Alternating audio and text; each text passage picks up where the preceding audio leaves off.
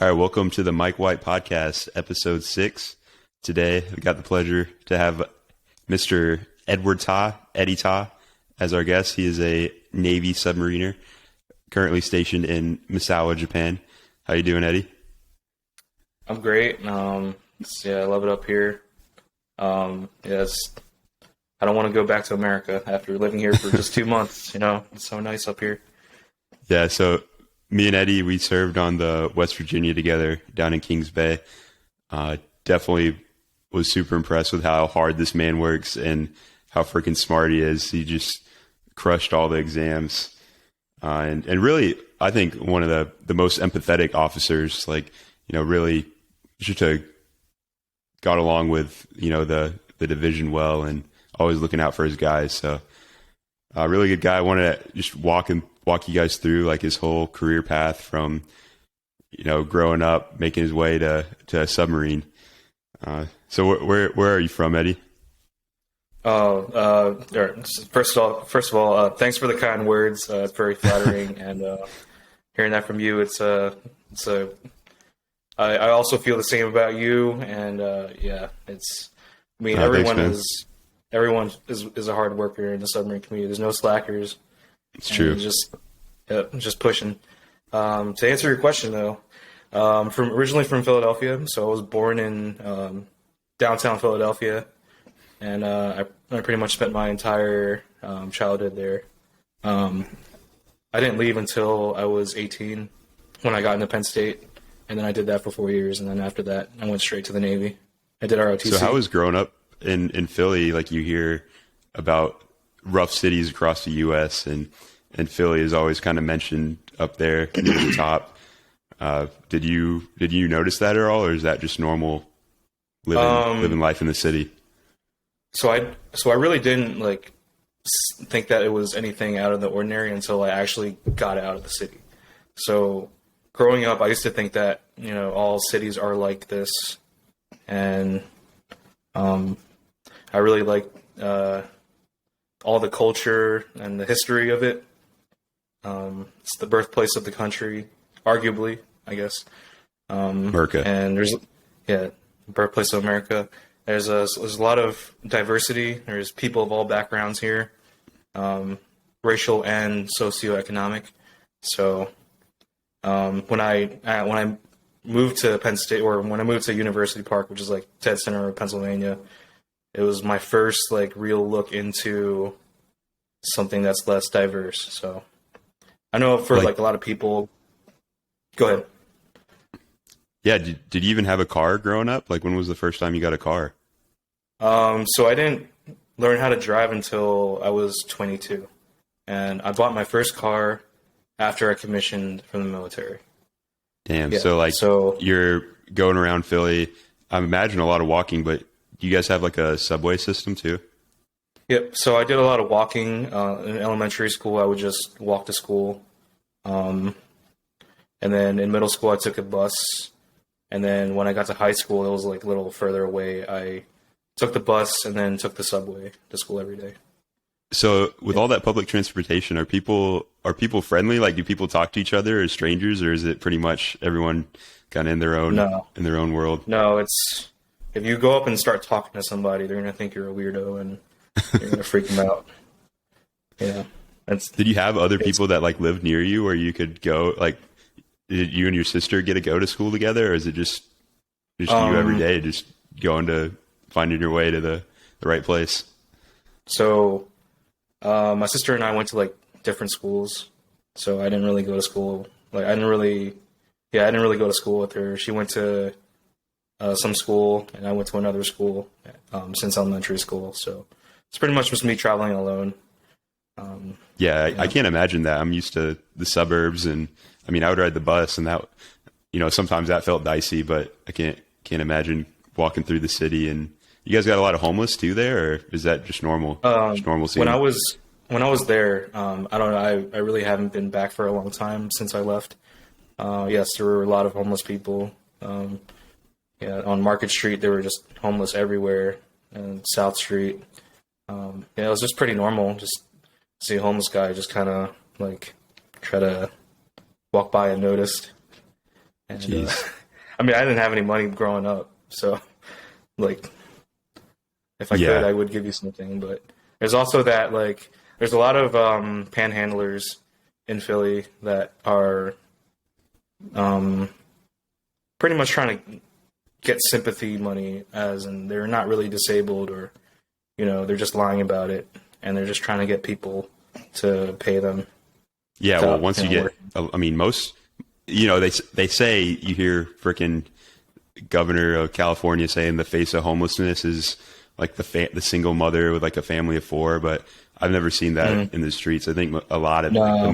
vast majority, it seems like they either got some addiction problems or mental health issues that go unchecked. Yep. Yeah, But- that's a huge problem in Philly. It's addiction. It's like there's this neighborhood called Kensington. I'm sure you've heard about it. It's like a zombie town. You just have walking zombies everywhere. Jeez, Um, because that's yeah. what is that meth, or is that what meth I think does? it's heroin. You pretty much I think it's heroin. heroin. Okay. Heroin, yeah. So is that kind of why you got into music? I can't imagine going and playing in the streets a lot when you're in the city and you're probably inside all the time. What got you into music? Oh, like as in like what do you mean by that? Like Because you're both. I mean, so this story of Eddy Ty here, where yeah. one of these days we do these get-togethers on the submarine where like a hail and farewell. So if we'll welcome the new guys and then say goodbye to the people leaving the boat.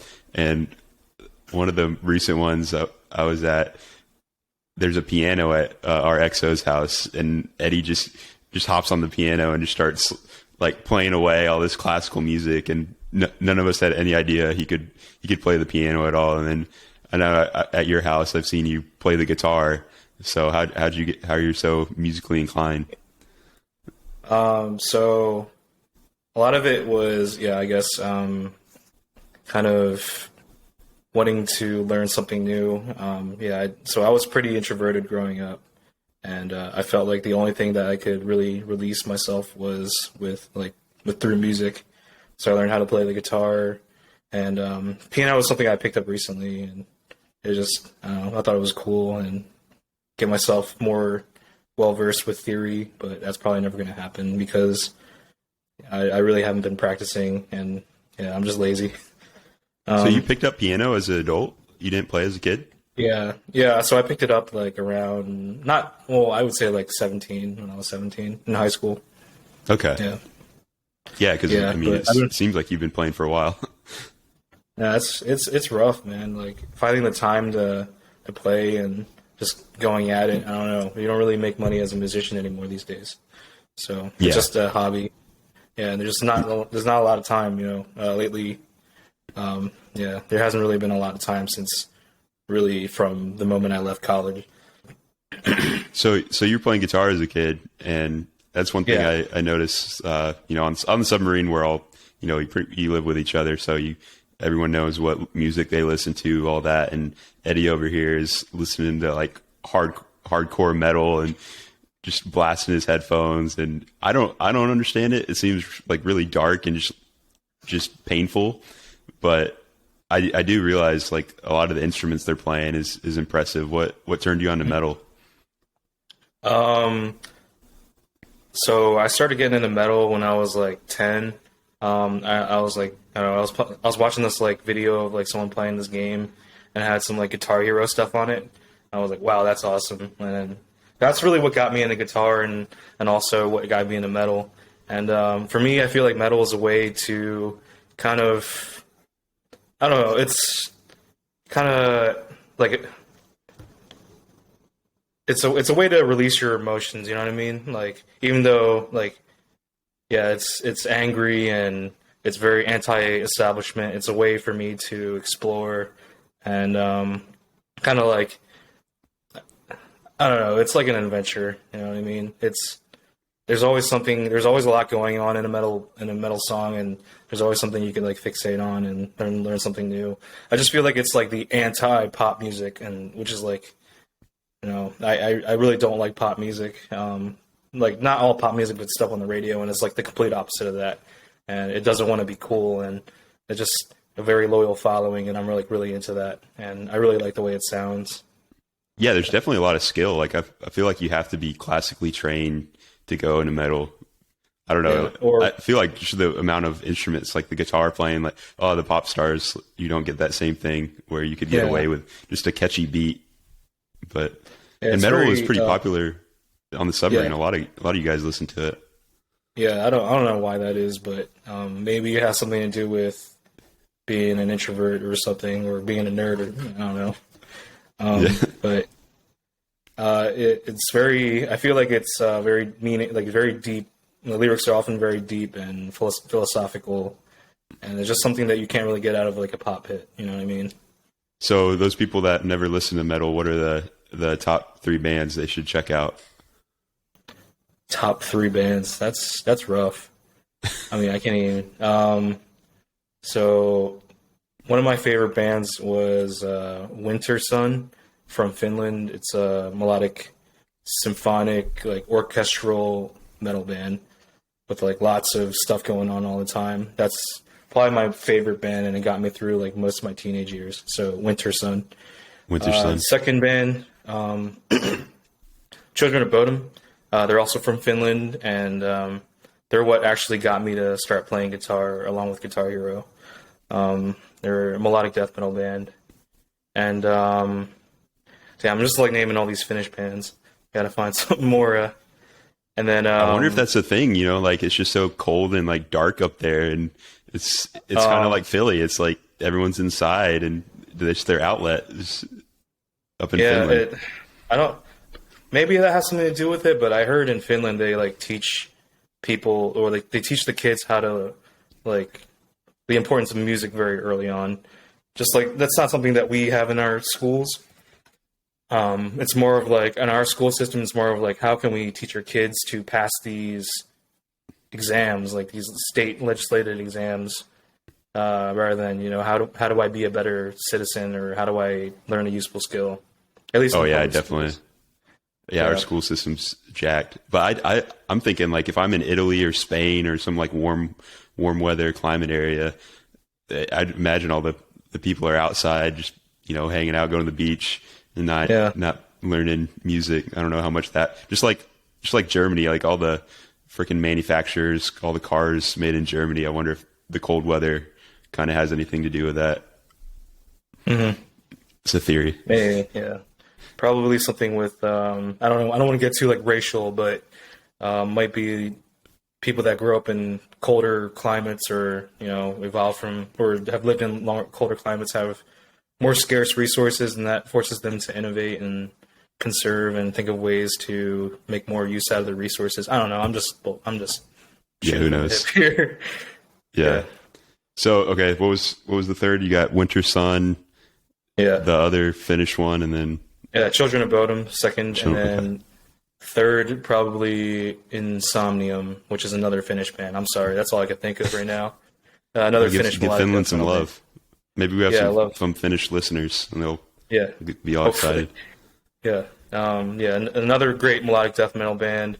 Very deep, meaningful lyrics. Lots of like sorrow and grief and all that. Is great for pairing with like a long winter day, you know, walking in the snow in the forest or something like that. It's just all right. It's just stuff that appeals to me. I really like that kind of aesthetic and that atmosphere, the snow, which is why I'm so excited to be out here in Misawa, because I heard from multiple sources that it is the most snowiest place on earth. So I've heard it's freaking cold, and I know there's the big Air Force base up there. My mom was actually stationed there, or her dad was, back when she was growing up. And my grandma, she's, you know, from the Philippines, grew up in the Philippines, and that was like the first time she saw snow, and it kind of messed her up because it's so dry. Like she started getting like skin rashes, and so I'm glad you're not having that experience. You're enjoying it. Not yet. It's still not snowed yet, but in about a month. So here in Japan, they're by November 15th, we're required to switch to snow tires. And if we get if we get into an accident or we get caught driving past November 15th without snow tires on, we're gonna get like fines and stuff. So Even if you have a 4-wheel drive? yeah, it doesn't matter. You have to have Wow. snow tires. Yeah. So yeah, it gets pretty serious up here. Yeah. So you're going to school in Philly, musically inclined. Did you have any idea you were going to go to college, or that you wanted to go to college? Were you kicking ass in high school? Did you have any scholarships, or how'd that work? So yeah, I've always grown up wanting to go to college because that's kind of like the stereotypical immigrant story where your parents. So my parents are from Vietnam, and they grew up pretty, poor, destitute, and they kind of left everyone behind to come here so that they could have children in America, so that they can grow up and be successful. And I know I can speak for a lot of immigrants in America that have similar backgrounds. What did your parents do in Vietnam? What were they doing? Yeah, before they came over here. Oh, they were young. They were like in their 20s. I think, I don't want to like put words in my parents' mouth, but I think they were unemployed at the time. Or they didn't. Did they have your sister in Vietnam, or was she born here as well? We're both American. Yeah. So my sister was born shortly after they came here in 94. That's pretty cool that they just decided, we're going to pack up and move. We think there's a better place out there. We had family already here in New York that sponsored us, so we were able to get here pretty easily. Yeah. Nice. Yeah, most of my family now is all in America, in New York or Texas or wherever throughout the states. Awesome. Yeah, sorry to cut you off, but you're saying no, it's all good, man. I really pushed myself in high school. I went to a public school in inner city, so it wasn't like I don't want to say it's like a neighborhood school. It's a magnet school, so you kind of had like to have good test scores to get in. It was still a public school though, so we still had funding from the school district. So you can imagine it was always lack of funding. So our teachers actually went on strike because there were too many kids in the classroom and they weren't getting paid enough or something like that. I don't know. I feel like teachers get paid enough for what they do. Hot take. Yeah. Yeah. Yeah. I think the whole system's jacked up. The fact that it's government schools and there's no free market. So I think in a free market, you'd have some teachers getting paid a lot more. Yeah. So I think in Philly, we rely on the taxpayer dollar, and it's based on like area. And so if you're in like a good neighborhood, you get better funding, you get better schools. If you grow up in the city, and then you're, SOL, yeah, kind of you got to make the most out of it. So that's what I did. I did a bunch of AP classes, and I really wanted to get into a good university, get a good job, make money, achieve that American dream. And I guess in kind of did achieve that, kind of didn't. And then scholarships. No, I didn't get any scholarships, even with my good grades. So that means you made a choice. You're like, I know I'm gonna do well with my degree and I can make money in the future. So I mean, that's the perfect case for going into debt. I think if it's fine to go into debt if you know it's going to make you better. So you just sent it. And Penn State's a great school. So is that, you always know you wanted to go to Penn State, or did you apply to any other schools? It was like my third choice. So I actually wanted to go to Penn because it was an Ivy League, and getting into an Ivy League is like I don't want to say like but I'm just speaking for myself. Or based on what I see around me, it was a lot of immigrants, like immigrant children. They hear Ivy League and they're like, wow, if I get into an Ivy League, I'm pretty much set for life. And that's what I wanted to do, join the elite. But I actually got rejected because, I don't know, affirmative action, or I'm just not smart enough. And then I think I got into Lehigh University. I was going to go there, and then last minute, I decided to go to Penn State just because it's such a big school. And where's Lehigh? Lehigh, it's in Bethlehem, Pennsylvania. I don't know where that is. It's like somewhere. Yeah, It's somewhere in the middle of Pennsylvania, like southeast Pennsylvania. Is that where Jesus was born? Yeah. Bethlehem? Yeah, Bethlehem, but in Israel instead, or Palestine. I don't know. Yeah, my geography isn't that great. Oh man, we're gonna get we're gonna get canceled. We're gonna get canceled after this episode. Oh man, I don't really have social media following, so I don't really care. I did the same. I wanted to go to Stanford.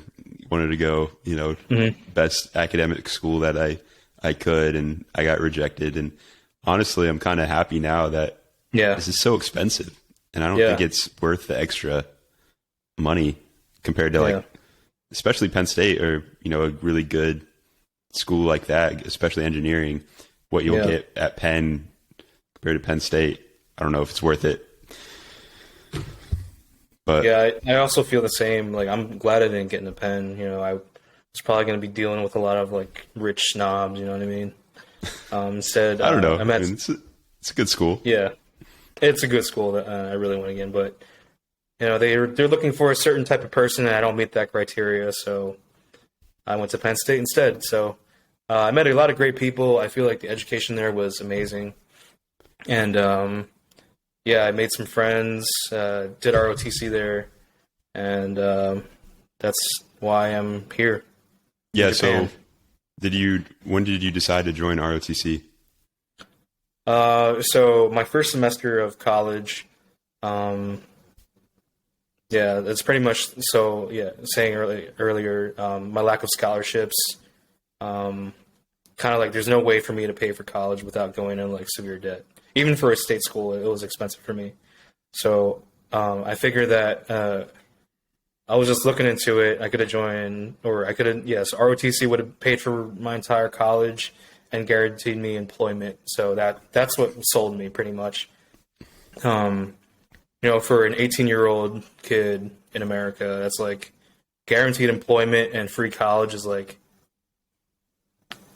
it solves two of your biggest problems, your biggest fears, coming to that age. You know what I mean? Yeah. Be totally independent. Yeah. That was also another huge thing for me, was being financially independent. Growing up, I didn't really have any money, and I never really wanted to ask my parents for money because that was kind of like, I felt like that was kind of shameful. To ask parents for money unless it was like for something really that I really needed. And then I felt like if I asked my parents for money, I'd have to listen to them, and I wanted to like kind of be free from that burden.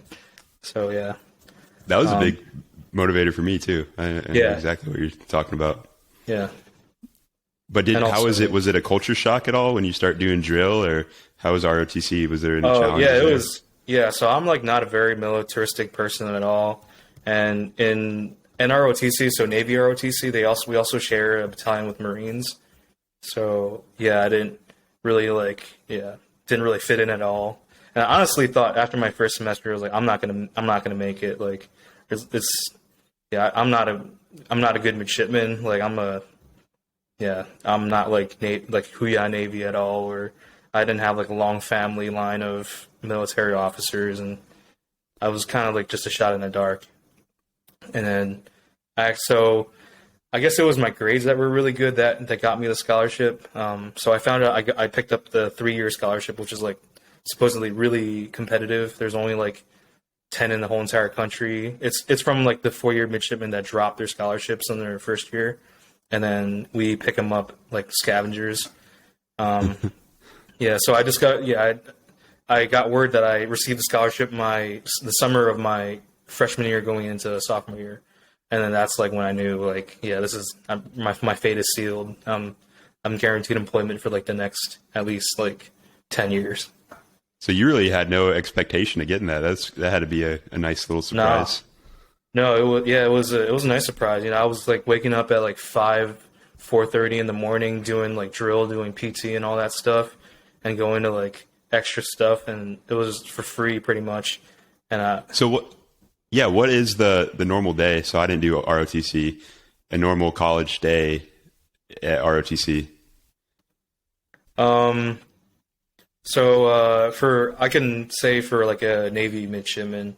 So wake up in the morning, You PT for 2 times a week, or no, just 1 time a week, unless you were on remedial, which I was on. So I was doing PT like 3 days a week. So you wake up like 4:30, and yeah, you pretty much like beat your body up nonstop for an hour, and then you go after that. You Just go like body recovery. weight, like running No, it was a and lot of running. push-ups. Yeah, it was a lot of running. Yeah, so calisthenics.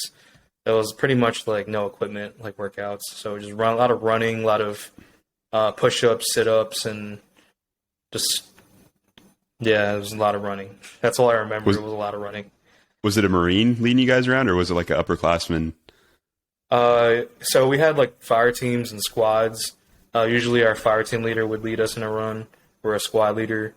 But sometimes once a month we have battalion PT, which is where we do PT with the Marines as a single battalion. And the Marines, every Marine I've met is freaking in shape, hardcore, Yeah.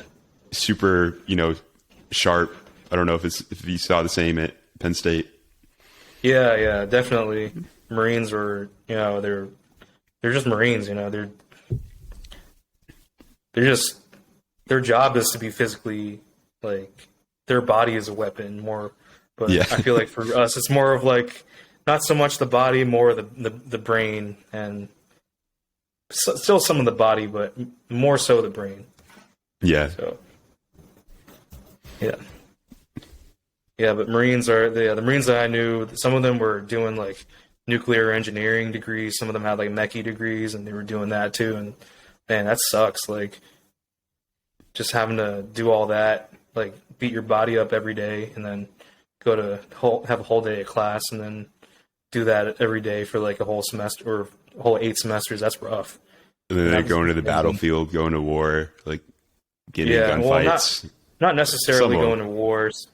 Yeah, some Yeah. go to infantry. Most of them probably go to like aviation or something. Yeah. I think it's dude, crazy too. Even if you go Okinawa. aviation. Yeah, okay, that'd be sweet. Yeah. Even aviation Deployment guys in- though, Yeah, they'll have them go on the ground. Like I don't know if you listen to that Jocko guy. He has former Marine pilot Dave Burke, and one of his like shore tours or one of his duties was you get deployed to Iraq and you're the guy on the ground telling the planes where to do like the airstrikes. Mhm.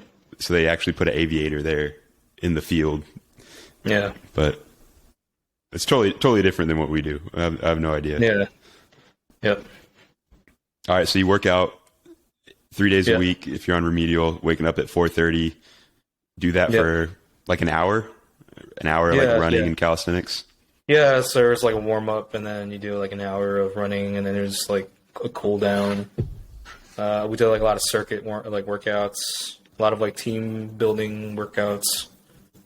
Yeah, it was a lot of fun. I actually had a lot going through it like sucked, but it made me like a lot more strong, and it gave me a lot of like self confidence.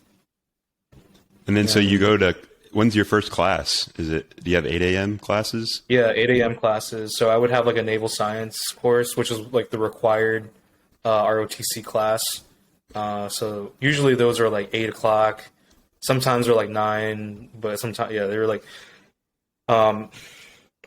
so we would have to finish PT, probably like get out at like 7, I want to say, and then go eat food at the food courts, the cafeterias, and then shower, and then walk to class. So that was pretty much it. Was You have tight, to- so you got to shovel down that food. Yeah. You have to wear a uniform at all, or could you wear? Only once a week. Only once a week. We'd be in khakis. We didn't have NWUs at the time. They wouldn't let us wear them, so we just wore khakis every Thursday. Okay. Yes, and then every once a week we do this thing called like a leadership lab where the whole entire battalion goes, and we like get some like guest speakers, and they tell us about like the Navy life or the Marine life, and we just talk about a bunch of like military stuff. For me, it was like something I had to like fight to stay awake throughout, and yeah, because I'm always thinking about like crap. I just want to finish this so I can get to class and do all my homework and all that stuff. But looking back, yeah, I should have paid more attention than those. Probably would have been a better officer if I did. When you guys do drill? So I only did drill as a freshman because that's like mandatory. So yeah, we would do that. We actually no, we would also do it like for like change of command ceremonies. But in the freshman year, we would wake up like really early, and then just do like basic like right face, left face.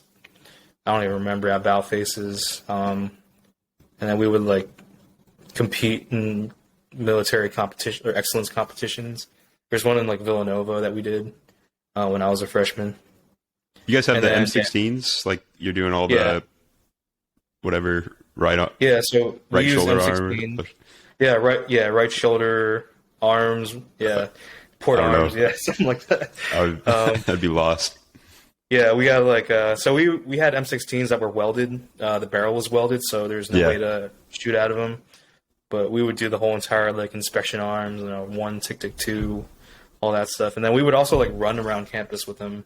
This was back in like 2015, 2016. We were just running around campus in the morning, like as a whole like battalion, with all of us having rifles in our, like us carrying rifles, and that just like spooked the hell out of everybody there.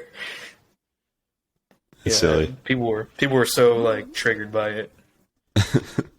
And, I always saw and the guide-on guy, like that had to be rough because those flags, I feel like, if you hold it for a little bit, it's not too bad. But then you're running with a big flag. I don't know. I never had to do that, but yeah, I'm glad. I would probably not have made it if I had to do that.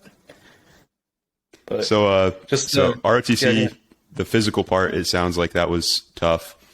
And then other than that, you're doing a lot of classes, leadership things. Yeah. And then you're doing mechanical engineering. Yep. How did that compare to your high school experience? I guess I had a lot more free time in high school, a lot of more time to waste. I pretty much like was able to play like 12 hours of video games a night and still get all my homework done and make up all my sleep in class and still get like over a 4 GPA. But in college, you can't do that. Like I was pretty much like always in the computer lab, like working on a project or doing some homework or something, like when I wasn't doing other stuff. And then pulling all-nighters consistently. I pulled so many all-nighters, I can't even count how many I did. And just, I still got really good grades though. I just wanted to maintain that. In order to maintain like a really good GPA, you really have to put in the effort, and there's not really much time you can waste.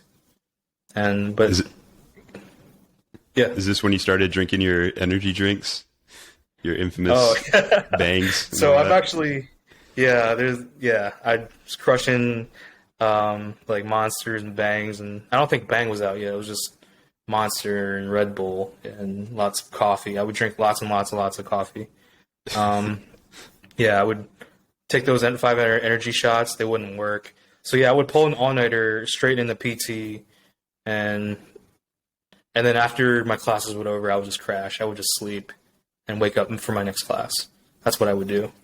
All the dots are connecting because you guys on the submarine, Eddy would have this massive container of water. I don't know. It almost was like it looked like a gallon or maybe a half gallon. It's a 1.5 liter bottle. Yeah, 1.5, and he'd fill that thing full of coffee. That'd be full of coffee, and he'd take it to watch. Just madman. Yeah. No limit on caffeine. Yeah, it didn't taste very good, but I just liked having it and having something to sip. That was what really kept me awake on watch. So since you're making good grades there in college, Mechie degree, like for me, I automatically thinking nuke. So when did you do your nuke interview? And was that what you wanted? Yeah. So I was like well, I can't say that, but yeah. My class actually had a lot of nuke volunteers. I think we had enough volunteers in our class that no one got subdrafted. So yeah, you guys have a big nuclear program out there, right? Like at Penn State, Yep, we have a nuclear reactor on campus that we can actually train on. It's like a little mini prototype. I think it's like awesome. a 5 megawatt reactor. Yeah, it's tiny. It's the one that glows really blue. Have you ever seen that video? Because you can walk on top of it, right? You can go in Yeah, and yeah.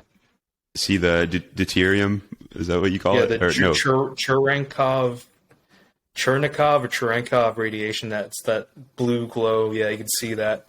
That's pretty neat. So yeah, that's why there's naturally so many nukes that come out of Penn State, is because we have such a strong nuclear engineering program and a mechanical engineering program, and just an engineering program in general. Like, we have really good STEM programs here. Or Yeah. yeah. A lot of Penn State nukes. You and like A&M, I think, are like the bulk. Yeah. It was just and it kind of helped too, because you have a bunch of people in ROTC that are in the same classes as you, so you kind of like build this network where you can help each other out, help each other and get us through together. And it was really nice. I really enjoyed sharing a lot of classes with the guys. Yeah. So you guys all go to interview together in DC? They fly you out there? Or drive? They probably just drove. So I actually flew. Okay. It's kind of far. I'd say it's about I'm gonna say like about a 7-hour drive from Penn State. Oh damn! But I think I went alone. I think they ran out of spots. Excuse me. They ran out of spots when I was going. So most of the class already gone through and passed their interviews. I was one of the last ones. I went in the summer of 2017. Yeah, 2016. It would have been 2016. I can't remember. I think it was 2016. I went in the summer of 2016. I think that was No, it was 2017, because that was the year I turned 21. I remember. So I did with that. And Admiral Caldwell. yeah, I was with Admiral Caldwell. I think that was one of his first years as the director of naval nuclear propulsion.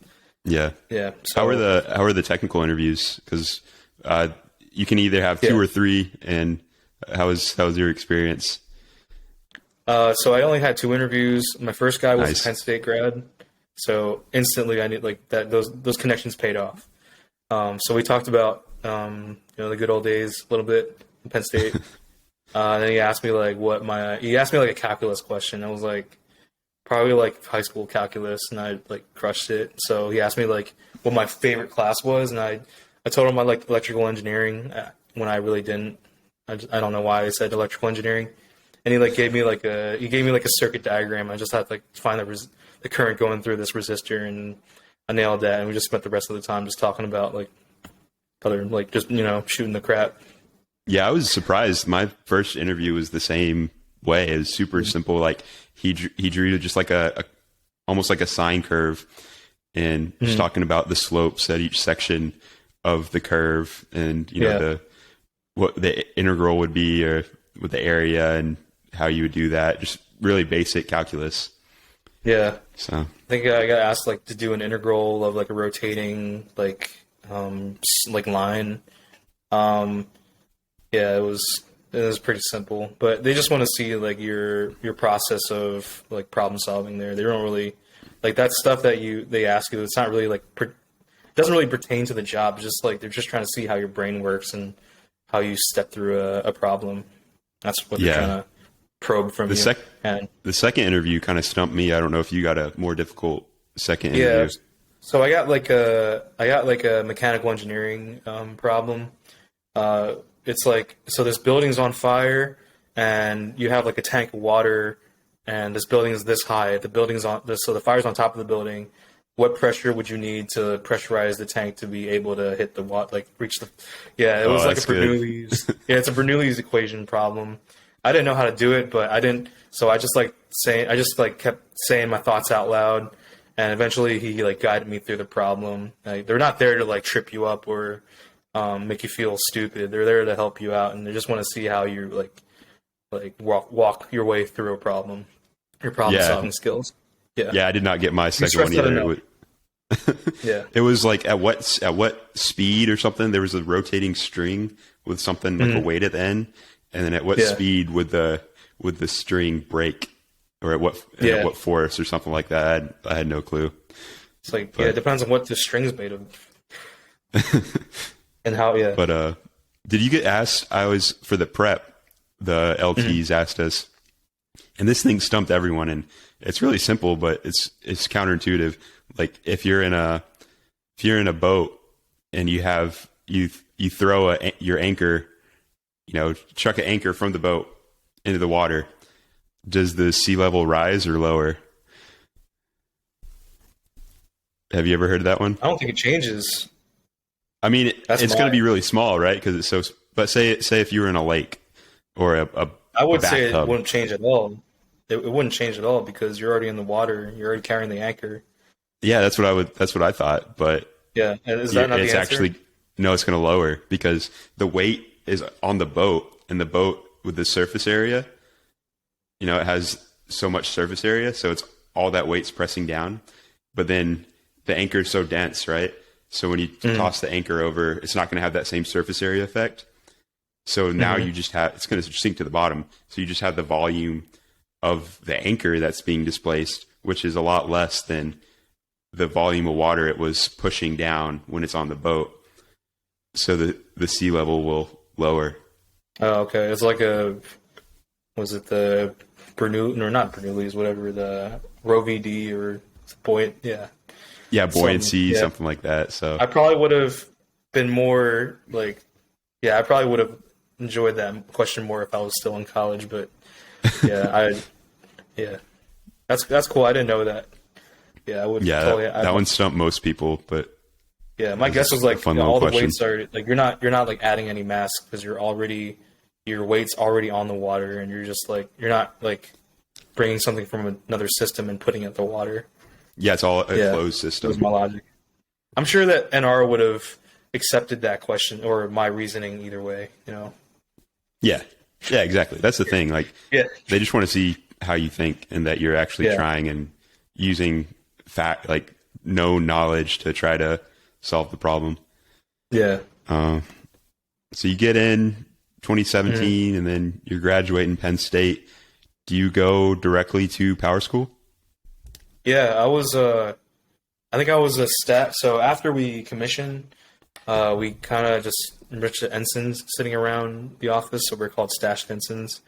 So I really didn't do anything as a stashed ensign. I just show up to work and leave because there really wasn't anything for us to do. Finally getting paid. Yeah, that'd be nice. My first paycheck was like $2,000 something. That's like the most money I've ever had in my life. And I was just like, I felt so rich. But I also had a lot of student debt and all that, so I didn't really feel that rich. But it was still nice having getting your first paycheck. That's like such an amazing feeling. Yeah. So I think I was a stash ensign for like about 2 weeks. And then in that 2 weeks, I had to buy a car and gather all my belongings and drive all the way to South Carolina. I'm like from Pennsylvania. I've never really driven that far. I just got my license like 2 months ago, and I had to drive all the way to Charleston. Yeah. I did. I got to Charleston safely. I almost died a few times. I think I was swerving pretty hard because I was so tired. I know. I probably shouldn't be saying this. Yeah, it was on Highway 85. It took me through Charlotte. It was one of the emptiest roads I've ever been on, and it was just straight, complete straight, and it was just so hypnotizing. I think I hit a cone or something, but I had a new car too. But I made it to Charleston. Your first road trip ever, going down to Charleston, South Carolina. School. Yeah, it was quite a journey, but I made it safely. I moved into a house with a bunch of Penn State nukes as well, so I kind of got that living with roommates experience. Which after that, I can't live with other people. I want to be alone. Yeah, did you not live with people in college? No, I had so my first 2 years, I had to be in those. So my freshman year, everyone's freshman year, they had to be in the dorms, and they had to have have at least our dorms. I had a guy sleeping at on the other wall as me. It was tight. I don't know. So you guys had solo dorms? No, so once we became upperclassmen, juniors and seniors, yes, but freshmen and sophomores. So freshman year, I stayed in a freshman dorm, I had one roommate. It was just like this international guy from China, so that was pretty cool. And then my second year I also had another roommate. And then my third and fourth year I paid a premium to live alone, on base or not on base, on campus housing. But I had my own room. Yeah. So then you're back in Charleston. Expensive. What's up? You're back in Charleston, living in a house with a bunch of guys, and they're all power school guys, though, right? Too. Yeah, they're all power school guys. They're all Submarine guys. Yeah, so we would pretty much so starting out, we would go to the Rickover at the same times, and then I think as the school kind of went on and on, I was staying there considerably later.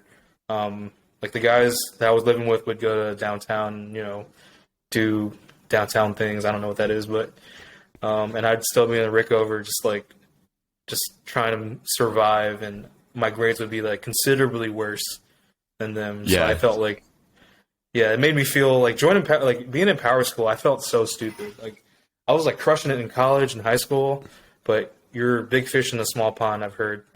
And it just kind of destroys your self-confidence and your self-esteem. Yeah. But yeah. And it's a weird setup. So the actual power school classes, it's not that many hours of the day. It's your normal 8-hour day, if that, where you have to actually scan in. And so that 8-hour block, they don't count your hours. But then if you start making bad grades, then they'll start saying, hey, you need to stay here longer and longer. And you go in and you scan in either before or after. And then you get your weekend hours too. Were you on 20s? I was not. I was never on hours, actually. Never on hours.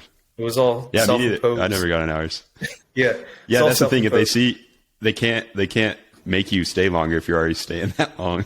Yeah. So I don't know. I was doing on average 40 extra hours a week on top of the 8 hours, 5. So I was 80 hours a week of pure studying in the Rickover, and it was not all productive either. What got you through mentally? Because that's definitely more.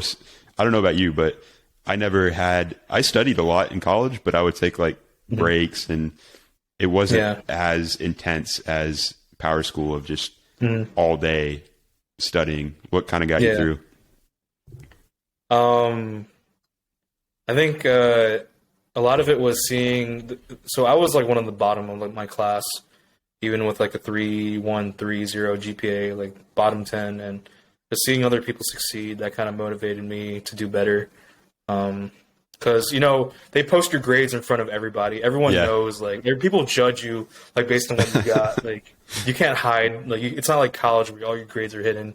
It's everyone sees how you're doing, and people would judge you. That kind of it motivated me to do a little better. So I was one of the 2 people in my class that failed the first exam.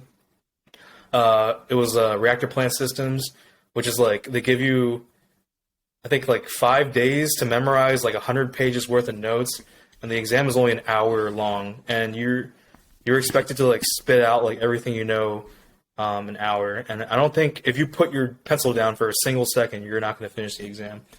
I had so many blank questions on that exam. Yeah, so I failed that exam. That was the first exam, and I was oh man, if the rest of power school is gonna be like this, I'm not gonna make it. And then the next 2 exams. And there's some people that dominate it too. Some of those guys, even RPS, the first exam that's supposed to be kind of soul crushing, they dominate it. So there's some that's what brains. Got me. These people are studying way less than I am, and their grades are so much better. I'm probably doing something wrong. And I did kind of feel really. I don't want to say depressed because that's a big no-no, but I was really down for most of power school, just seeing how much hours I was putting in and not getting the results I wanted.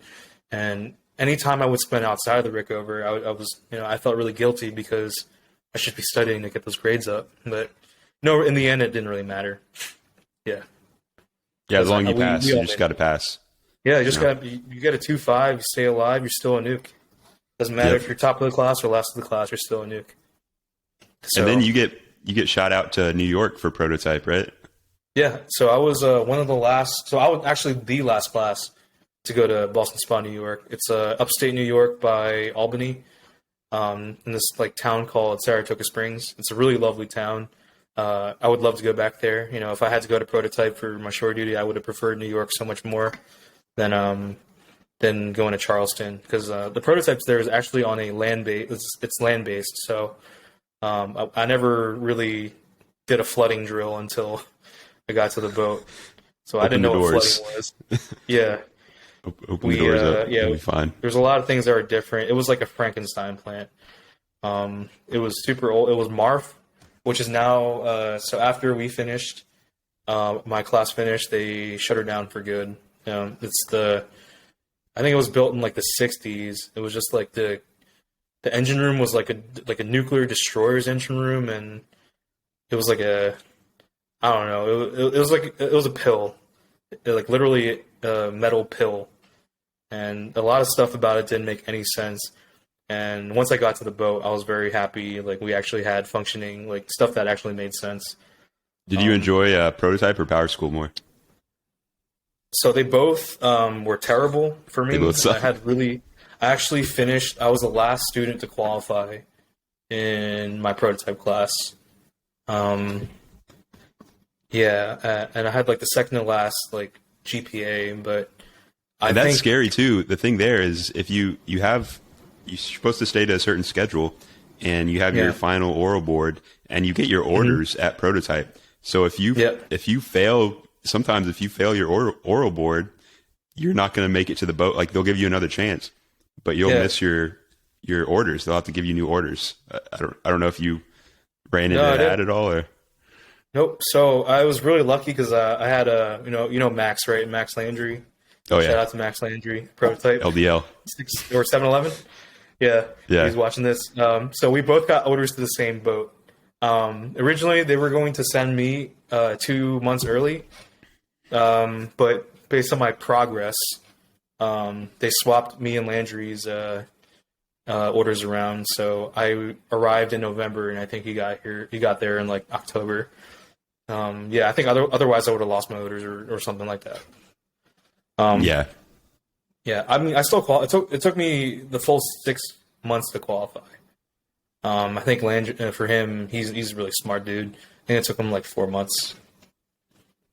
Yeah, but it depends too. Like in Charleston, you're kind of limited to the boat, so it's the actual plant. So they'll have to shut it down for maintenance sometimes. And we were so backed up that it was taking people like 8 months to qualify. So they were sending people from Charleston to New York. Because it was so backed up. Yeah, and for like a week just to get this one thing. If you're not qualified, they're still making you stay there 12 hours a day. So it was like not fun. Soul crushing.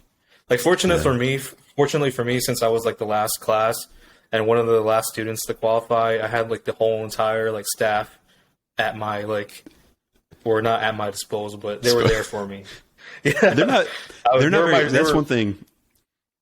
I kind of understand it after being on the boat, but it definitely is like as an officer there, even though you're an officer and all the staff is mostly enlisted, they don't you don't get any passes at all. Like they'll shoot to you straight. Actually, which is great. It's worse. It's worse because the guys there they kind of like shit on us for having to gone to college and not knowing as much as they do. I felt like I dealt with that a lot in prototype. I got a lot of like unnecessary hate. Like, I guess the way they see us is that we think we're better than them because we're officers and we have a college degree, but that's really not the case.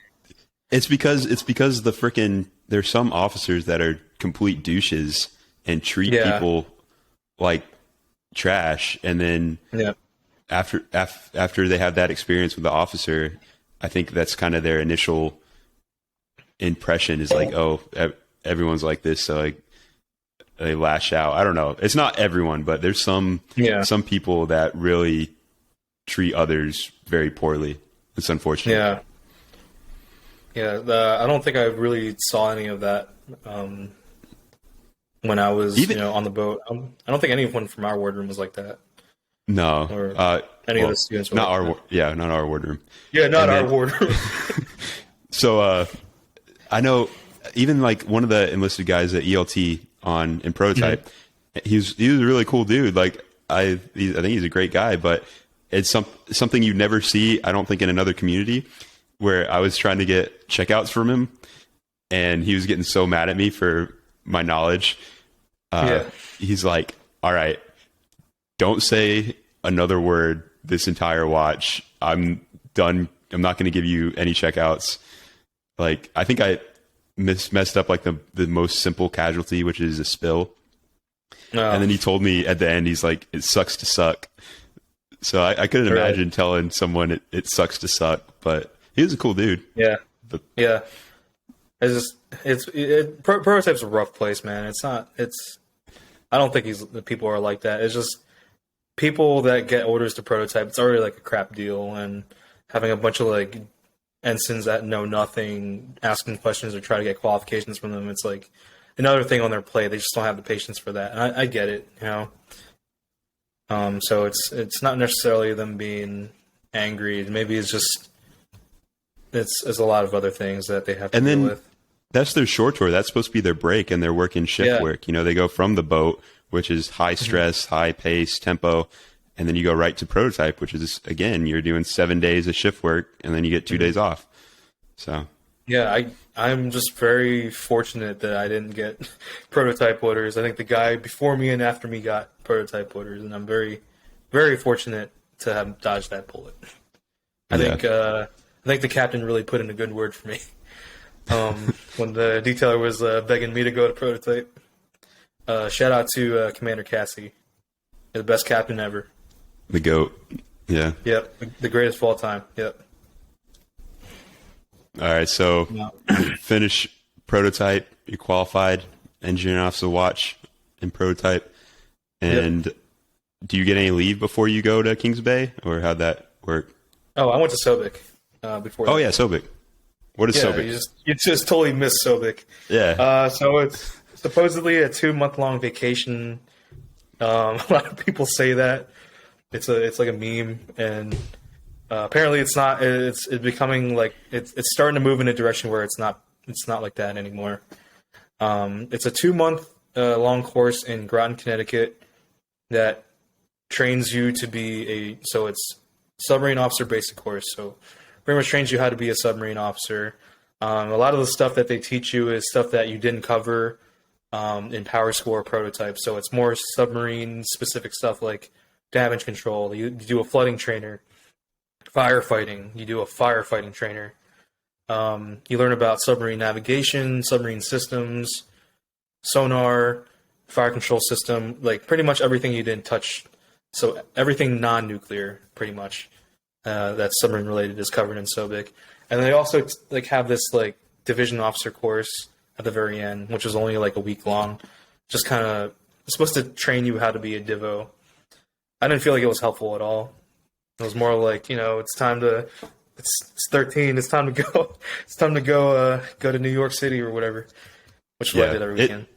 It is nice that you get to talk to the people that had just been in what you're about to go do. But we also had that in Power School and Prototype. But it's not the same. Like at Power School and Prototype, I feel like the LTs is definitely more like boss employee type thing.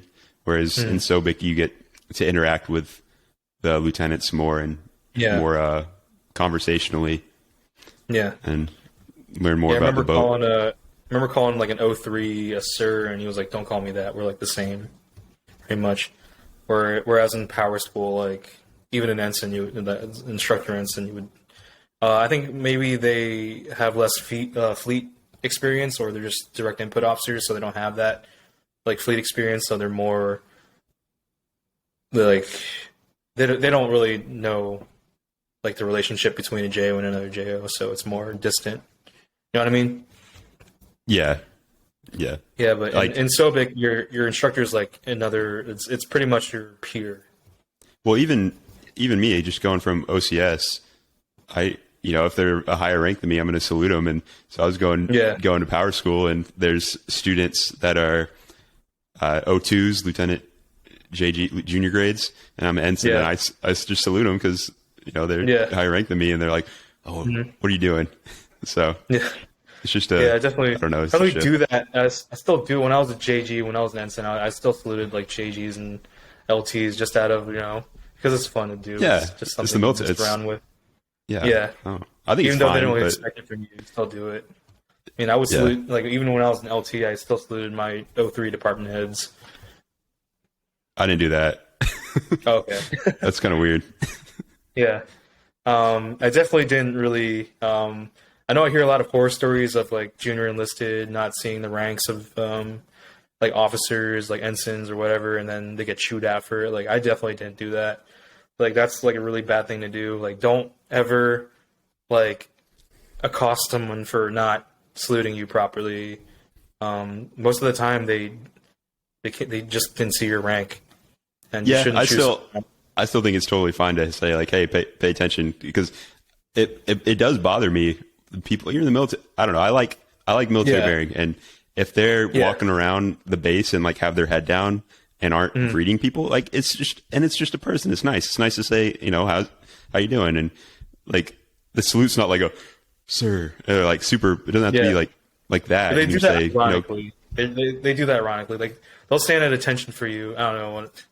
Yeah, that's silly. That's silly. Yeah. But I think people should have their head up and like pay attention. That's all I'm saying. And if they don't, then I might say something. And I won't chew them out or yell at them, but I'll say, hey, how's it going? Good morning. I think a lot of the negative stereotypes of military officers is because they chew, or they like they put a lot of emphasis on the salute, and for me it's like not really a big deal if you forget. I'm not gonna like say anything. I'm just gonna go on about my day. It doesn't like bother me at all. And I'm just trying to change that that stereotype where officers are like all stuck up, and I'm just like super laid back just because I feel like most comfortable doing it, like being laid back. Yeah, I don't know. I'm definitely more of, I do think military bearing is important, but I don't think there's ever a time where you need to disrespect someone. Yeah. Like, I don't think they're purposely, not saluting or purposely being just like considered disrespectful in terms of military bearing, but it's something that we should still do, just based on history and being sharp. I don't know. I think there's some cool tradition to it. Yeah, it's good when you do it, but I'm not gonna chop your head off for not doing it. I think it's important to be understanding, like as a leader, to understand where your guy, like never pull rank on anybody. Like that's the number one big mistake. Like, don't pull rank, and don't think because you're an officer you're like better than everybody else. That's like the number one way to like mess your entire career up. Yeah, it goes both ways. Like I didn't want any of my guys, or not. I don't even like saying my guys. Any of the people I worked with saying or to a question like I don't think is appropriate, and it's something small, right? So it still means the same thing, but I think yes is a better response. It's more formal. It's more professional. So stuff like that I care about, but I don't know how you feel. Oh, man, I don't have a care in the world, man. I'm just enjoying life. That's probably why I wouldn't make a great. It's probably best if I got out as soon as I can, just to avoid that kind of relationship. But another one of the reasons why like the sub community lured me in is because I heard the divide between the enlisted and the officers is very small compared to like the SWO world or the aviation world, and that's something I embrace. Just having a normal conversation with the people in your division as a divo, to your chief and to your LPO and all the guys in your division. You could just have like a normal conversation and see them every day. That's everyone's one of the things that we're all in the same steel tube, so everyone's super respectful to each other, and it's super laid back. But when you need to be serious, they know it's like a switch that just clicks on.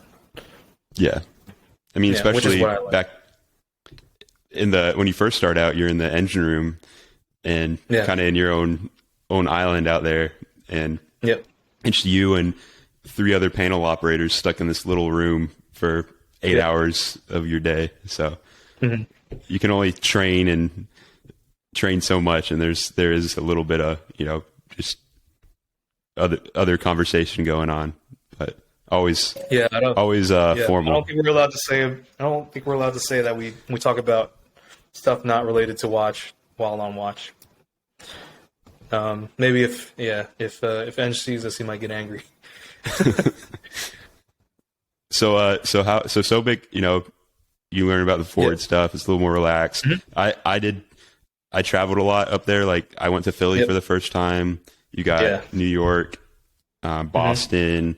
Some people go to Newport, Rhode Island, but I did OCS there, so I think I might have went there again, but I don't know. There's just so many cool cities that you can explore. I went to Mystic a few times. It was pretty nice New England town. I went to New York City a lot. Most of my family was in New York City, so I visited them every weekend. Got to spend a lot of time with them, which is really nice, because after I moved away from SOBC, I pretty much never saw them again. Yeah. The operational, both operations on the submarine, and even with a boomer, you got time, but then COVID hit, so couldn't travel. Oh yeah, I totally forgot about COVID. That's still that was that kind of put a wrench in a lot of things. It's terrible. Travel. Yeah. What was it like getting to the submarine, seeing the boat for the first time? So I did a midshipman cruise in my junior year. So I've already been on a submarine before I got to the West Virginia. So I was on the Bremerton, which was at the time the oldest submarine still in commission. It was a Los Angeles class out of Pearl Harbor, hull number 698, and it was just cramped. I did not expect the submarine to be that cramped. It was not you can't even walk shoulder width through a hallway, or you can't even have 2 people crossing each other in the hallway without turning their bodies, because it was so tight. And every corner there was paperwork or tools or pipes and valves just everywhere. There's no officer study, so the people would just do work in the wardroom, and the engine room was so small. The people were sleeping in the torpedo room, in the stoves. They would have curtains up, and there'll be people hot racking in them. So for all those who don't know it, hot racking it's when you don't have enough bunks for everyone on the crew or on the boat. So when someone gets up from watch, that's you take their spot. So the rack is literally still hot from their heat, and it's just kind of that rotating sleep. You never really have one place. You always share. I hope they change sheets. I don't know how many guys change their sheets when they swap. I don't think hot racking is an officer thing, and thankfully, being on the SSBN, we never had to deal with hot racking. So very, very fortunate. And I stayed in the engine room the most of the time I was on my cruise, and I was just watching this ensign crushing a scram drill, and he was just pulling books out of nowhere and flipping through pages and pointing to things. I'm like, dude, how do you do that? and he was just scram is when they shut down the reactor. Yep. It's when they insert all the control rods to the bottom. But he was just crushing the scram drill, and he knew what book to pull out, which page to flip to, which orders to give out, and everything that was coming into him. It was 100 million things going on at once, and he was just driving that thing. And at that point, I've already been selected for subs. I already passed my interview and all that. I was like, Dan, in less than a year, I'm gonna be in this guy's shoes. That's really scary. How good you have to be able to survive on this. And that was my first taste of what being a submariner is. We did angles and dangles. That was pretty cool. So it was just an amazing experience. If you see in the movies the guys on the submarine, they're going down and they're just standing there with their arms crossed and leaning back or leaning forward. That's when we do angles and dangles, and Yeah. We just do that for training, and it's a lot of We it's a do lot of like fun. 25-degree up angles. You would hear like plates crashing and people being like, "Oh shit!" Yeah. I think we went to PD a few times, and I got a spin on a periscope, like seeing the moon through the periscope in the middle of the Pacific Ocean. That was like pretty cool. And then just being on the bridge, being up in the bridge while we're transiting out of Pearl Harbor, that was like awesome. Just That it is was very tiny. Yeah. That's the best part. I don't know if I think everyone agrees. That's the best part of being a submariner is getting to be on the bridge. And unfortunately, it's the least amount of watch you'll stand is up there because you're rarely ever surfaced. But when you are, it's freaking awesome. Yeah, I would always volunteer to take it for all 8 hours, just because I love being out in the ocean, seeing the sun. That's not a lot of you don't get a lot of sun and a lot of fresh air, but I think that cruise really sold it for me. Like at that point, like I kind of knew what I was getting into, so going to the boat, nothing really was a shock for me. It was actually more so like seeing how much more space you have on a Ohio class submarine. I remember walking into the cruise mess where they were doing like a night work meeting, and I'm like, damn, this place is huge. And then I walk into the wardroom, it's like, damn, this place is huge. And then I walk into officer study, like, wow, we have our own study. Like, but really, the officer study gets taken up for like almost everything by other people. Yeah, you don't want to be there. If you're a JO, stay out of officer study. You're gonna get you would get tasked to hell. Yeah, you would get like line of sight, like tasked to do anything. Just avoid it. I think I went after I showed up and reported. I went underway on a ride like immediately, so I didn't really have any taste of the off-crew life that you were talking about for SSBN guys. So I went on a ride with the opposite crew with Mike. We were on the same ride together. We were in the same bunk room. And I'm really bad. You can tell what bunk room. Eddie was in. I snore like really loudly. It's not something I can help. I'm like if I could stop it, I would. Maybe like sleep on my side, but if you have a snoring problem, you're gonna piss a lot of people off in the sub. It's all irrational. Like anyone that is actually mad at it it's silly. Like you can't do anything about it. So I mean, it never affected me. You're so tired most of the time. You just sleep right through it. You're so tired. Yeah. It doesn't. I hit the rack and I'm out. Yeah. You close your eyes and then you wake up and it's time to hit the books again. We don't. I never had an alarm. I always rely. There's some people that have alarms and you have to have it really not loud at all because everyone's on a different schedule. Yeah. So they have a guy, just a young guy, just run around and wake everyone up for their watch, which is nice. Yeah, he's called the messenger, I think. I remember. Yeah. So Mike and I were working on our engineering quals together. It was a great time. I think we spent the turn of the decade underwater, so that was pretty neat. Yeah. Yeah. Yep. 2019, Happy 2020. New Year. Yeah. And then I think every holiday it seemed like that year. Yeah. Well, Thanksgiving, Christmas. 2020 we had. Well, you were a different story. You were going through something else in 2020, but I think did like a UI that day as well. Yeah, it was a pretty long underwater time. I think it was like 3 months long. The underway was, and then we got like chance. What's up? Yeah, just saying the average. Like they say, it always depends, but the average is like 3 months approximately, but it can be more or less. Yeah, it's never been that way, honestly.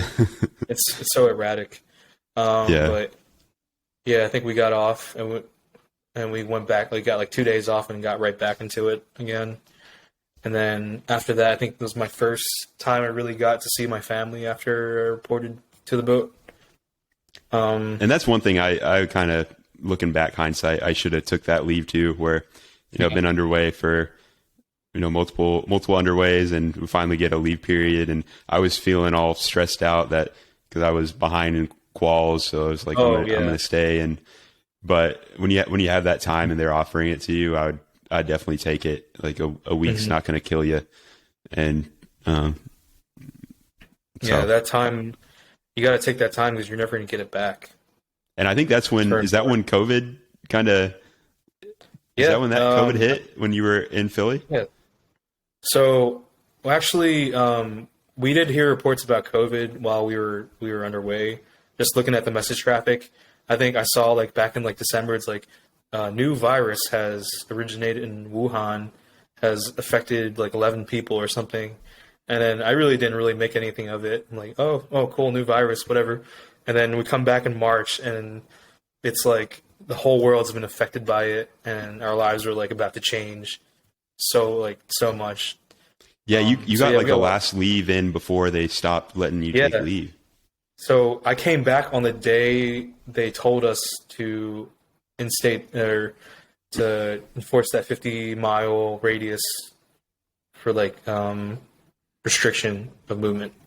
So I think, I was very fortunate to have spent the last COVID-free days with my family back at home before we got back.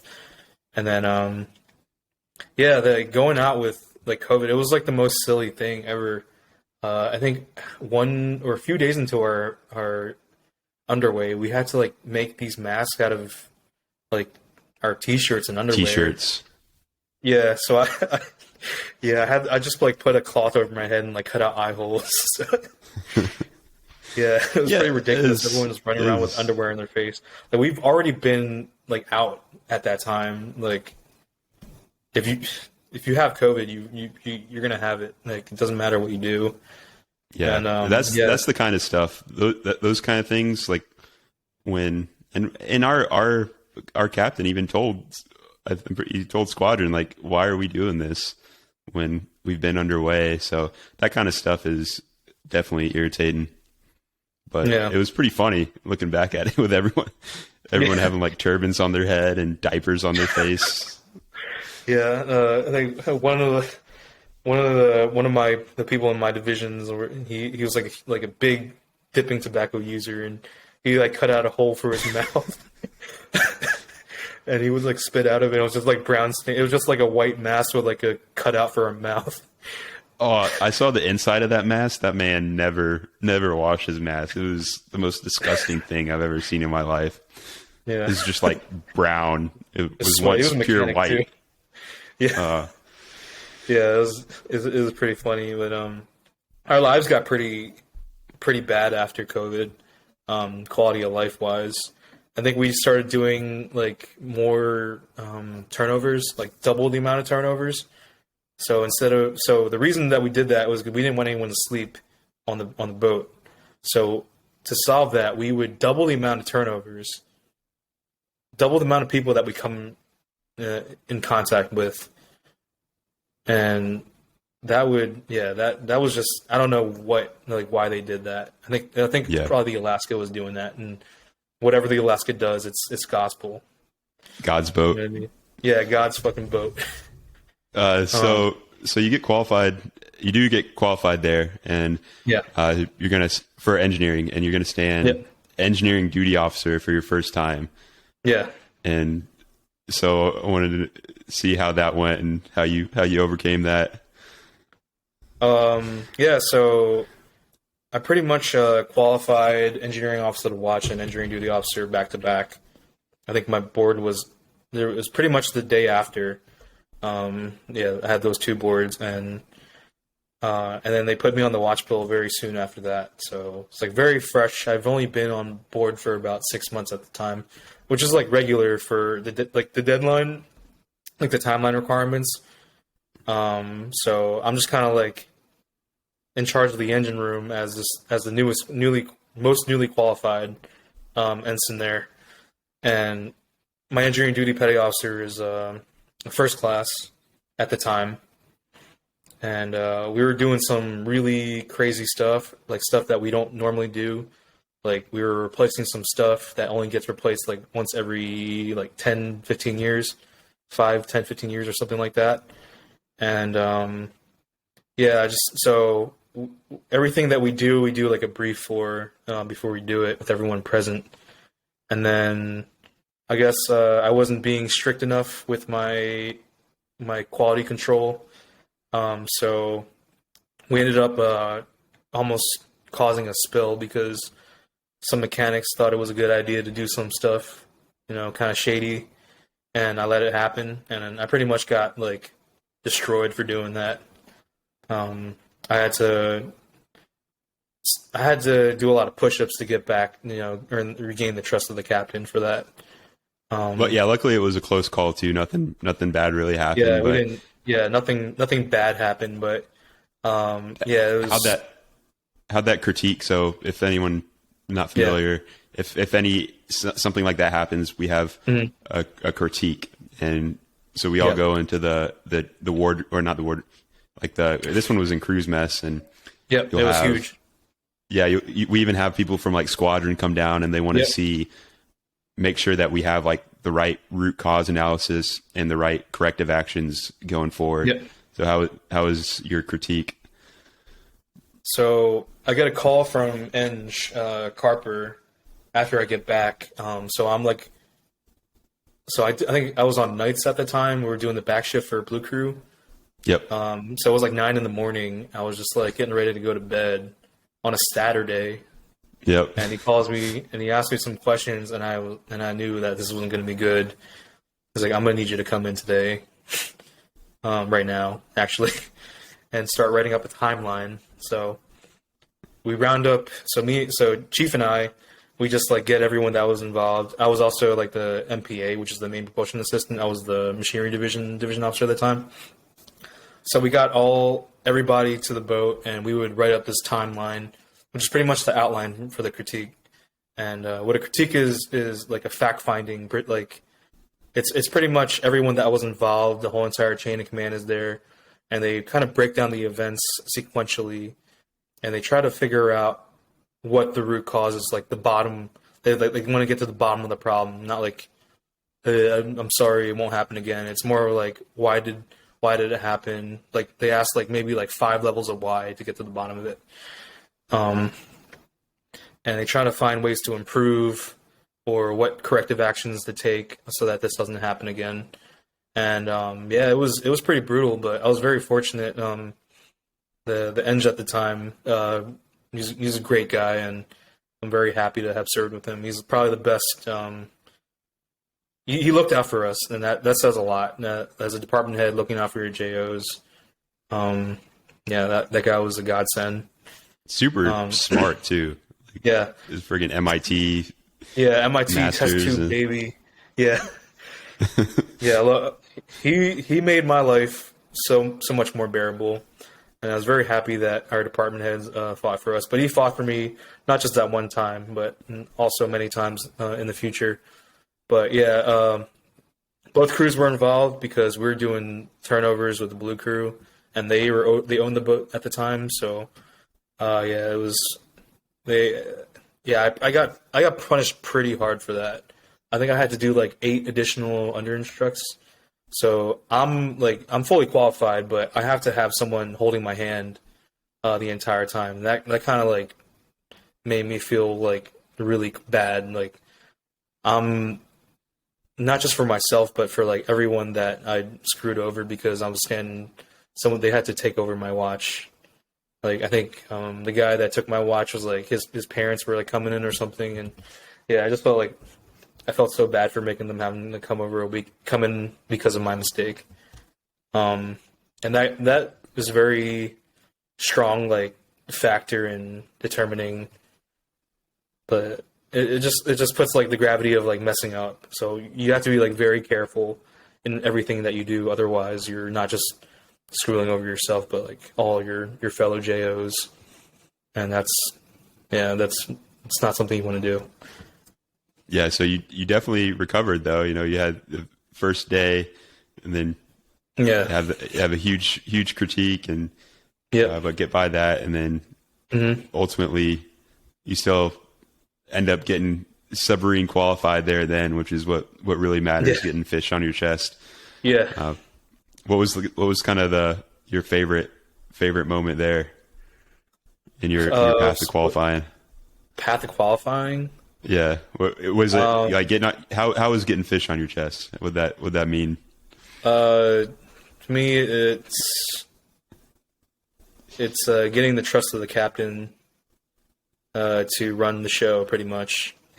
Being able to drive the ship if he was sleeping, or taking the boat to periscope depth, and just pretty much being able to, you're like able to stand watch in every compartment of the ship. Being that versatile, that mentor for the junior guys, and just not just the captain's trust, but the crew's trust in your ability to take them to safety if something like a fire broke out, or if there was like a flooding. And people see fish in your chest, and they treat you a lot better than if you don't, very much. It's kind of like joining a brotherhood. Yeah, and then I think our captain had an awesome motto: earn your fish every day. So yeah, there's a lot of responsibility that comes with that, and it's really something to be proud of and try to live up to every day. I thought, what's your take on this? I thought going to periscope depth was the coolest thing ever. Yeah, like I don't know if there's anything better than doing that when you're qualified. Yeah. I think doing it, taking the boat to PD is like you're putting the boat at a very risky situation.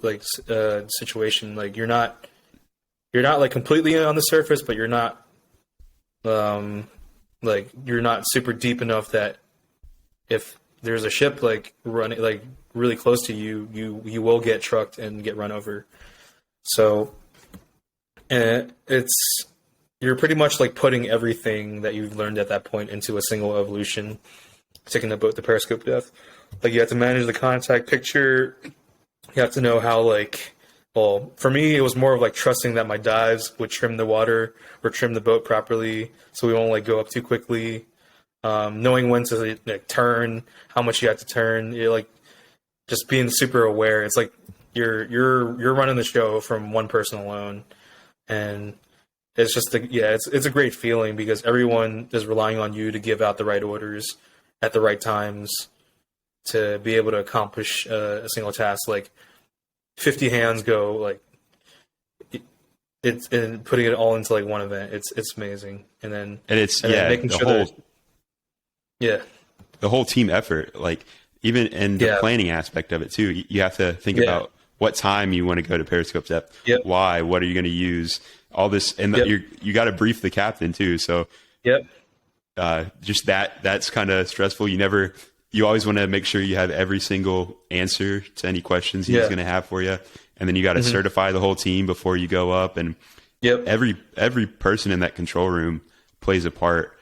And then I don't know, I kind of feel like periscopes are just inherently cool. Like getting to go on the periscope, and that's what you're looking out of and doing your spins.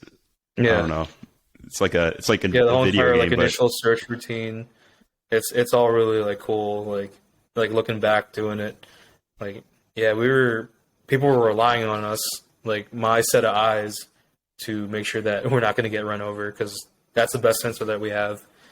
And if we don't call out something, or we don't see something, we could potentially get hit, and we will everyone on board could die. And it's a big responsibility. Yep. So qualifying, getting the fish was not very. It could have been a better experience. I think a lot of it has to do with how good you are with talking to people and knowing the right people to talk to, how much to study for versus not study for. There's two very conflicting methods of thought. There's one where you don't want to have no knowledge, where you don't know the check. You don't know anything about the thing that you're trying to get qualified in.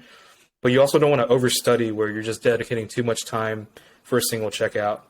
So it's like you don't let knowledge get in the way of checkouts, but you also don't want to show up knowing nothing. And you got to find that balance. And everyone works differently. Some people give very in-depth checkouts, and they give you a lot of lookups. And some people are more of like they're teaching you along the way. And I think I appreciated more the teaching you along the way. Like that's the way I like to give my checkouts. Was I'd like to help people and show them the references and teach them to, like, don't send them away.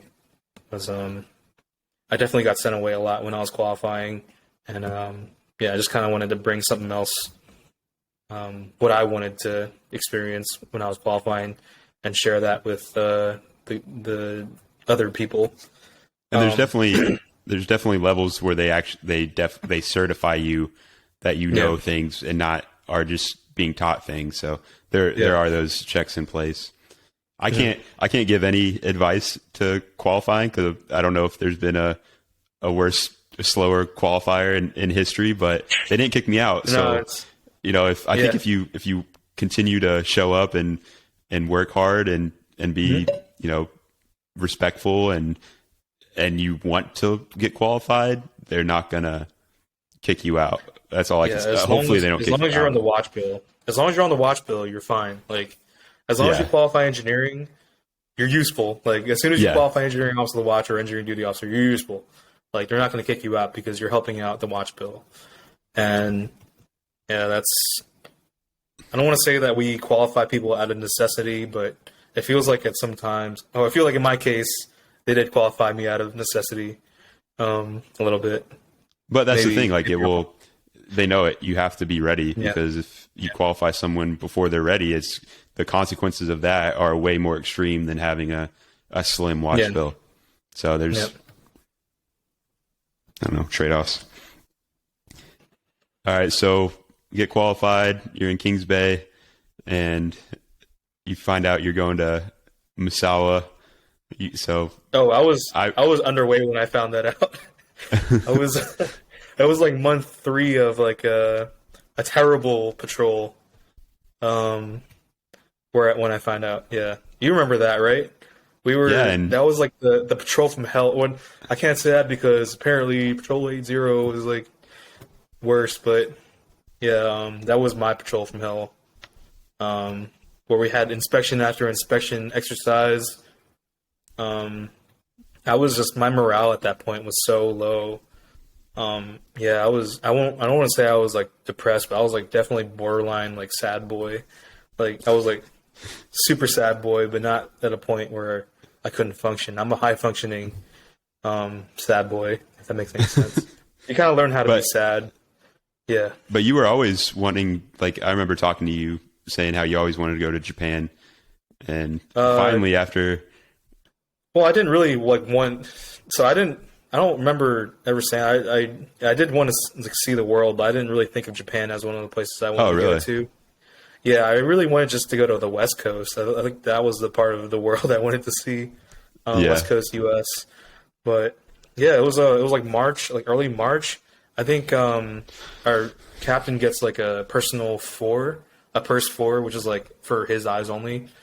And I think it was like after I got off a watch, I was just so beat. I don't know why. Maybe it's because that mini horse that we had, or not mini horse, that mini CRE that we ran on ourselves or something. He pulls me into a stateroom and asks me where he thinks I'm going. I think XO like preluded me on this too. He's like, XO was asking me what my top choices were, and I told him my top choices the day before. And then the captain tells me that I was going to Misawa, Japan. I was like, what is Misawa? I don't remember putting that on my slate. I didn't even know that it existed. And being on the sub, you didn't have internet at the time. I didn't even know, like, I couldn't even look up where it was. Like, I didn't know if it was like Okinawa or southern. Like, I didn't even know how far away it was from Tokyo. So I had no idea. But then when I got back home, I looked it up, and I was like, wow, this is awesome. It's like there's not a lot of Navy here. There's very few Navy. It's mostly Air Force and so JMSDF. how long have you been there now? I've been there since September, so I've been there for 2 months, 2 full months now. What's your first impression of Japan? How are you liking it? The convenience stores are amazing. Is it like 7-Elevens? 7-Elevens in Japan versus 7-Elevens in America is like other world experience, like out of body experience the first time. Like the floors are so clean. You get welcomed by the cashier. Oh yeah, what do they say? Don't they say something like something in Japanese? Yeah, so they go like "irashaimase," which is like welcome to my shop or something. I don't know. Irashaimase. Yeah, irashaimase. Yeah. So they say it like very fast and like sounds super Japanese, and you just kind of get shocked by it. Like you're not used to being treated like that in America in a 7-Eleven, and then you go to the drinks section, and they have like every like drink you could think of. They have like chuhas, they have like green tea, they have like so many different flavors of coffee. Like every variation of coffee that you can think of is in the 7-Eleven. And then have like, yeah, go ahead. What do you call the little triangles that with the onigiri? Yeah, the seaweed and the rice. Can't you pick those up at 7-Eleven? Oh, you could pick those up not just at 7-Eleven, but at like Lawson's. This is another convenience store that we have here. Every supermarket has onigiri. It's just like something that everyone eats here. It's like a rice triangle with like seaweed, and inside it's filled with whatever you want to put in it. My favorite's the tuna mayo. Nice. Yeah, tuna mayo or like the shrimp, but they put a lot of like different things in there.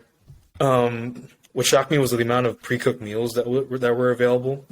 So there's like rice, there's like bento boxes, there's like chicken, rice, curry. The Japanese people love their curry. The variety of like food, like you could eat a very healthy meal at 7-Eleven and not pay a lot. I think like an average meal is like 500 yen here, which is like around like $350 US dollars. Yeah, it's very cheap. You can get some really good stuff. Yeah, you can get some really good stuff out of 7-Eleven, not spend a lot of money. The Japanese people love convenience. Do you see a lot of ube stuff out there? I remember in Japan that little purple yam they would put in everything. Yeah, and like ice cream. It was so good. Yeah. Purple yam. Yeah, we would have like purple like ube, like mochi. I don't know if it's the same as like the Chinese yam, but where I live, one of the things that they grow here is Chinese yam. Like my backyard is just like a Chinese yam farm. They also grow like burdock here. There's like the two, like it's just farms everywhere, man. It's rural Japan, and pretty much like all of the country's produce is from here. Can you walk? Is it easy to walk to places, or is everything spread out? It's kind of spread out. Like it depends where you want to go. Like if I wanted to drive to base, it'd be like a 15-minute drive, but I could walk to a convenience store. It would take me about like 5 minutes. I could walk to like, and there's like a Walmart here. It's not a Walmart. It's called Trial, but it's kind of like a Walmart. Not really, but it's the closest thing we have to a Walmart. That's only like a 10-minute walk for me. But once it gets snowy, I don't think it's very feasible to walk. I think you're going to have to drive everywhere. What if you want to go to Tokyo? Can you just take the bullet train? Does it go all the way up to Misawa? Yeah, so there's a station in Misawa. Yeah, you could take so it's called a Shinkansen here. You could pay like Shinkansen. $100-something one way trip to Tokyo. It'll take you there in like 3 hours or something ridiculous. You could also fly. The flights here are very cheap. Probably like $100 will get you to Tokyo. There's a lot of like JAL Explorer stuff that I'm not like very familiar with. The ways that you get like cheaper flights. For military members. Have you traveled the country at all yet, or have you just been in Misawa? So on base, there's like an MWR, which is morale, welfare, and recreation. It's like a program for single sailors. They do like cool stuff on the weekends. They like do events, and a lot of the events involve traveling. And I kind of take advantage of that, even though I have to pay more because I'm a single sailor, but I'm not E6 and below, so I pay like extra just to be in those events. I'm usually like the only officer there, but we do like cool trips to like I hiked a mountain, Mount Hakoda, near Aomori. I've been to Akita, where the dogs are from, the Akita dogs. I've been to Akita Prefecture, Akita City, and I also like bathe in a natural hot springs outside. Oh, that's cool. That was like awesome. Yeah, it was super nice. Like the water was so warm, and it was so cold outside, and it was just like so many. They were like caves that were specially like. It looks like it was specially designed to have like a party of people to like lounge in, but it's like all natural. It's like a cup that you just sit in, and there's like waterfalls of hot water just pouring, and you're just relaxing. There's like steam everywhere. It smells like what you would expect to like sulfur, but I feel like the water there has like a healing property because I definitely felt so much better after soaking for like an hour or two. Oh wow! And yeah, is everywhere you've been clean? Have you noticed that? Or yeah, so Japan is like you don't see any trash cans anywhere, but it is so clean. Like people, I think, associate cleanliness with like godliness here. You know what I mean? Do you ever hear the saying like cleanliness is like the next thing to godliness or something like that? Like people literally, people take that here literally. They're crazy about recycling too, right? Like depending on what you eat, you have to like think about, all right, which trash can do I need to put this in? Yeah, they have like multiple different like bins for different types of plastics. There's like the BPA plastic. There's like burnables, non-burnables. They're super into conservation, so not consuming more than you need, and just like renewing, like big into renewable energy and renewing resources, and just like everything that I think America gets wrong, I think Japan gets right. I think they are building a new nuclear reactor, right? I heard that somewhere. At first, they were a little turned off after all the Fukushima thing, but I think now the tide's turning and realizing like, hey, this is actually something we need and we can do it safely. I mean, hopefully, if they are, I can get a job there and I could stay here forever. You stay there. Yeah. Have you learned Japanese yet? So I know how to read the writing system there. They have a katakana, and they also have three hiragana. Alphabets. Don't they have like three different? Yeah, so they have katakana, hiragana, and then the Chinese characters, which is kanji. Kanji. Yeah, so I'm like kind of backwards. Like I can make out most of the kanji because I'm Chinese. So and I went to Chinese school for like a few years, so I can read the Chinese characters. And so the meaning is very similar to like what Chinese is, the way that Japanese people use kanji, but the pronunciation is like totally different, and they have like several ways to pronounce like a single character. So that's like the hardest thing for me is like learning the kanji, like how to say it, not necessarily the meaning, but like how to say it. I always thought kanji was like the last thing most people learn. Yeah, so that's why I said it's kind of like backwards for me. Like I'm better at reading Japanese than I'm actually like listening to it or speaking it. Yeah, like I could read stuff. Like I think what like motivated me was like going to I'm trying to get groceries because I'm trying to eat dinner, and I can't read a single thing. Like, I don't know what any of this stuff is. But actually, a lot of the stuff that the Japanese people put on labels is in English. It's just that it's in a different, they use katakana. Mm-hmm. And if you could read katakana, you could actually read out, like, the English, like, spelling of things. And that's really helpful. So that Are you going to take classes at all? Or are you just trying to learn it all yourself? I wanted to take classes, but I don't really have the fortitude to like schedule times.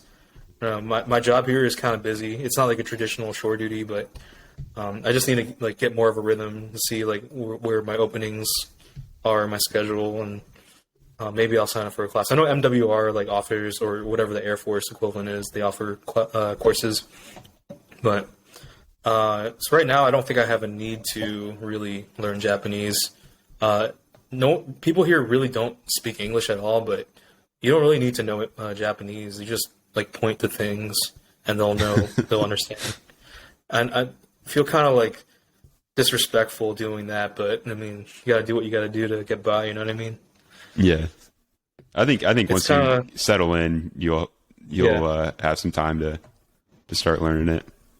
Yeah, Japan's like the one country where they don't like cave into foreigners. You know how like you go to like any like foreign country and there's like English everywhere, and people have to speak English for American tourists, and American tourists expect the foreigners to speak English. Yeah, Japan is like, nah, we're not doing that. If you don't know Japanese, like, good luck, man. Like, we don't care about that. You only speak English. Well, I'm definitely looking forward. Yeah, I definitely want to get out there here in the next year, and got to get on Rosetta Stone a little bit just to have somewhat of a working knowledge. I wouldn't recommend. Yeah, Rosetta Stone's probably going to teach you some wrong stuff. Or like Duolingo, I heard was like pretty bad. Yeah, it's the best way to learn Japanese probably is to just to talk and immerse yourself in it. Yeah, see how people here like actually speak, not like whatever Duolingo or Rosetta Stone like tells you. There's a lot of like honorifics too, and it's very confusing. Like if you're speaking to like someone above you and like in rank or society, you like got to say it a certain way. Versus like if you're just talking to your friend, you got to say it another way. Yeah, it's. All right, I don't man, know. I don't think I'll ever get into it. Yeah, we'll see. So those are the big things I wanted to cover on the pod. You got any big takeaways for people wanting to go into submarines or travel visit Japan? I mean, for submarines, like you should only do it if you really want to. If this is something that you really want to do. Otherwise, you're not going to have a good time. And if you're worried that you're not going to make it through the training pipeline, it's like don't worry about it because it's mostly it's not a filter, it's a pump. It's designed to help you get through. And a lot of the stuff that you think is like dangerous on a submarine, like being underwater and not having internet and sunlight, you don't really notice it after like the first day because you're just so busy. You don't really have time to think about those things. And I think submarining has helped me not. You learn that there's a lot of things that you take for granted. A lot of little things like being on land and smelling the air, like fresh air, and having weather and the sky. So it kind of helped me gain a better appreciation for like the more simpler things in life. Awesome. I agree. And one thing to add on there, if you do, like, not everyone makes it through the submarine pipeline, and I was very close to not. And even if you don't, though, you have a ton of options because everyone wants submariners with usually like the academic wise. So really, whatever community you want to go into after, it's fair game. So don't get discouraged, and all you can do is put in the work and see where it ends up. But thank you, Eddy, for your time and telling everyone about your experiences. Hope you have a great time there in Misawa. Enjoy your last couple of years. All right, man. Same to you, and hopefully you'll find employment soon. I don't know if you're still doing Uber with your car. No, we'll see. But that's Mike White Podcast episode 6. Thank you, guys. All right, peace.